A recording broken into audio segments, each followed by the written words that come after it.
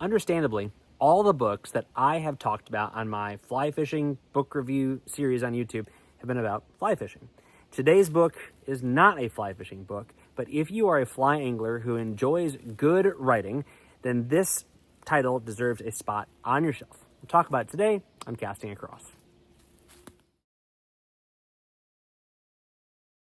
Hi, I'm Matthew of castingacross.com, where I explore the quarry and culture of fly fishing. Welcome to my backyard. I'm standing on my 2 acres of wooded hillside that backs up to about 250 acres more of conservation land.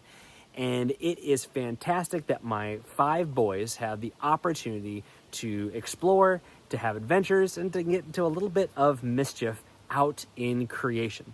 And this idea, this mentality that's good for young men and people in general to get out and explore the world around them is part of the ethos and mentality that makes Meat Eater such a compelling read. So Stephen Rinella's Meat Eater is subtitled Adventures from the Life of an American Hunter.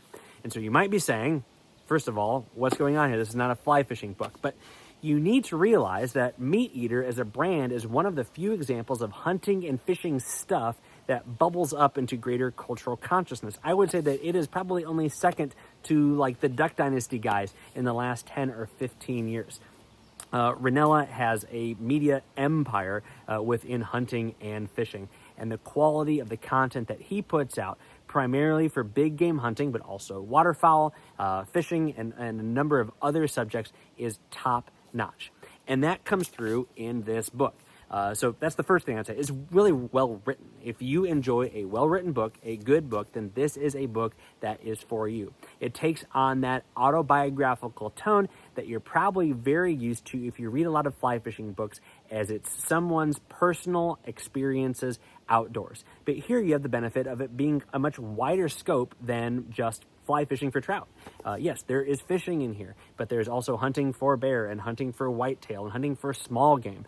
And it's all in there, so there's a little bit more diversity than you may be used to if you are only exposed to fly fishing for trout books, which are great, but this is something a little bit different. Secondly, because of that perspective, you're going to hear about somebody who kills his fish. Now, that might not be your bag, and I can't remember the last time I caught a trout with a fly rod and then killed it. But I do harvest warm water fish like crappie and panfish quite frequently. And I think there's nothing wrong with that if it's done responsibly. And he makes a compelling argument for how and why he does what he does. The fact that fishing is ultimately a blood sport is something he argues for very, very well. And so if that's not your thing, this is a great opportunity to be exposed to and interact with in your head a different viewpoint. And thirdly, going back to kind of my yard and why I like being outdoors, he truly explains and expounds upon how being outside was a formative aspect of not just his childhood and being a young man, but his life as it continues today. And I think this is a great thing that we might know inherently, but we might not be able to articulate super well. So to hear somebody else's thoughts on it is a great way for us, again, to kind of reflect and maybe even communicate it ourselves, why this matters to us, why this matters to our kids. So I would heartily recommend Meat Eater. It is a great book. This was not the first book of Rinella's that I came across. I'm inevitably talking about one of his other books here in the near future.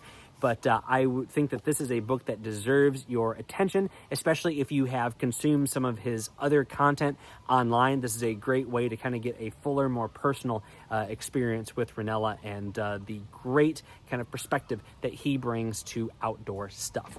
That said, if you have read Meat Eater or not, if you've watched anything from the Meat Eater channels, let me know what your favorite stuff is below. And then head over to castingacross.com, where you'll see 3 posts a week on the people, places, and things that go into the pursuit of fish.